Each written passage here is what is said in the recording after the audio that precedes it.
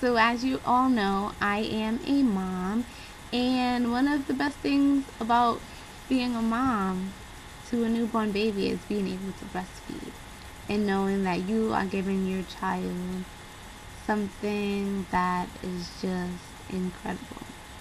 So I want to make a video to all you expecting moms who are deciding whether they should breastfeed or not. I just want to give you my experience, and maybe that will help you make your decision. It's going to be broken up into 4 stages for you guys. It's deciding to breastfeed, preparation, at the hospital, and at home. So if you have already decided to breastfeed and you think you want to skip that part, go right ahead. I'm going to list down below the intervals between each stage so that you can skip to the stage that you want to watch first. And yeah, stay tuned. When deciding to breastfeed, you want to make sure you educate yourself. A lot of women may have, like me, be in families where no one has breastfed and you are the first to breastfeed. In that case, you want to go maybe to the internet or to your doctor, WIC, if you have already applied for WIC and signed up for WIC, which is a good program for pregnant women, for pregnant women. They have lactation consultants that can really help you and know everything about breastfeeding. So really educate yourself, because you're going to get, like my house, I got a lot of opinions about breastfeeding, but no one has really ever breastfed, so it wasn't really like knowledgeable information that I could use on making my decision. So I seeked elsewhere, like the internet and lactation consultants, for the best information on breastfeeding. Also, your hospital should offer breastfeeding classes. That's also a really good way to figure out if you want to breastfeed. It's usually about maybe an hour to 2 hours long, and it's very informative, hands-on, and you'll learn a lot.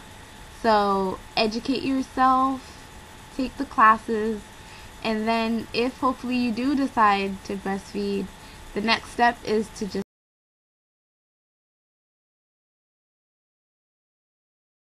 you do choose to breastfeed, there's a couple of things that I recommend you do to prepare for the hospital. The first thing, and I wrote some notes, so if I'm looking, it's because I'm looking at my notes. But the first thing you should do is start to worry about choosing the right pump. And I know that the prices for pumps vary from very cheap, so like if you go to Walmart, I'm sure you could find maybe a pump for like $39.99, and then all the way up to $349 for the Medela pump. And I know that if you are considering a pump, then you've heard that the Medela pump is the best pump. And of course you're probably thinking, well, the Medela pump is the most expensive pump, so of course everybody's going to recommend that. But in all honesty, some pumps are not good for you, for your milk supply. It might dry your milk supply. And so even though the Medela pump is the most expensive pump, it's the most effective and the best pump out right now.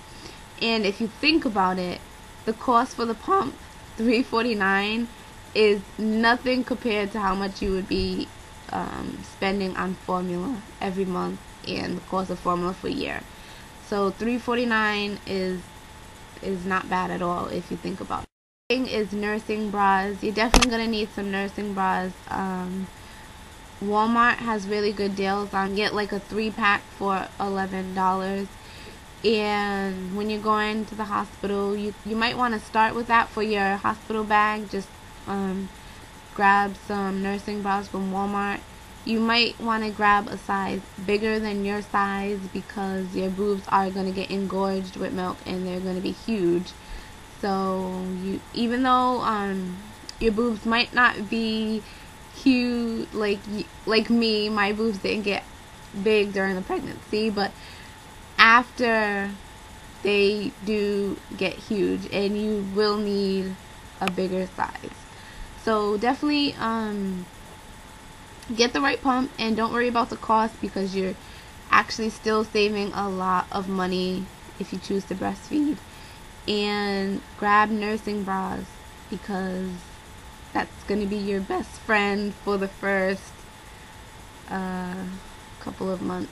I actually don't remember the last time I wore a regular bra. I've been wearing all sorts of nursing bras since my son was born.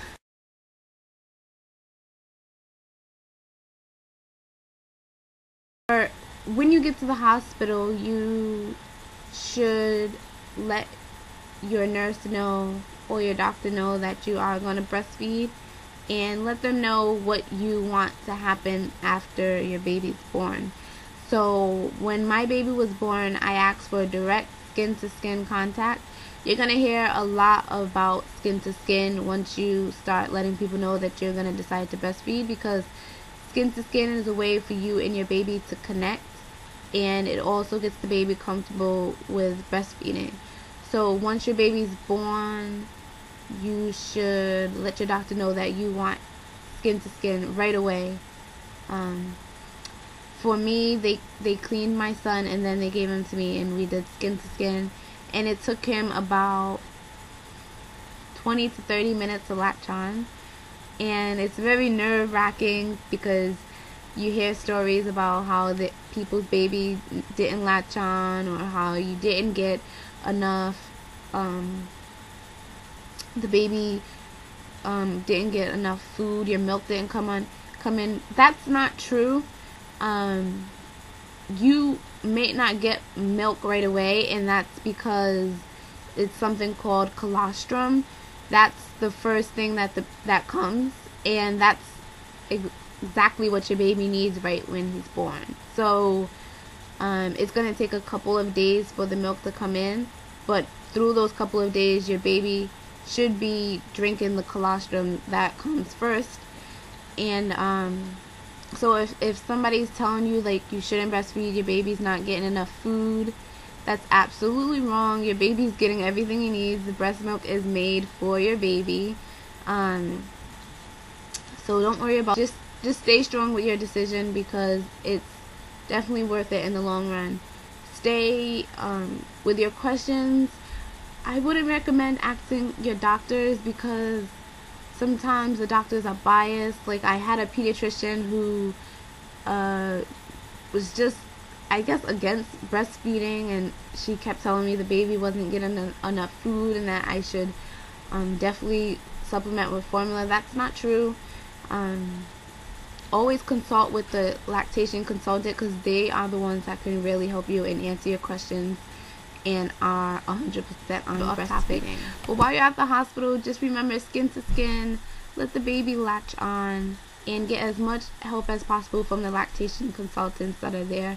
Usually the hospital has breastfeeding classes every day, so definitely check when their breastfeeding classes are, and you can learn a lot while you're there, and that will help you, because once you're home and you're basically on your own. When you get home from the hospital, remember, continue to do skin to skin contact with the baby, because that's going to allow your baby to really connect with you. Also, it's very good for dads to do skin to skin contact as well. I know that dads can't feed the baby, but they can connect with the baby, so the baby knows that not only mom can give him or her the nurturing touch. So continue skin to skin. Feed your baby whenever your baby is hungry. For newborn babies, they like to eat frequently, and you want to feed him or her whenever they're hungry, so that your milk supply can come in, because milk supply increases with frequency. So you want to allow your milk to build up for the baby. Also, when you have questions, try to stick to the lactation consultants for breastfeeding versus doctors, because doctors, in my experience, have been very opinionated and biased with breastfeeding, and you wanna, when you're looking for answers about breastfeeding, you want to speak to someone who knows their stuff. So a lactation consultant is definitely the one to speak with. Positions, you want to find the best position that's good for you and your baby. In the breastfeeding classes, they have tons of positions for you to choose from. They usually give you booklets and handouts.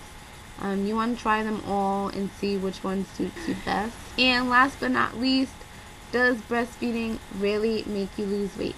And I'll answer that in part 2.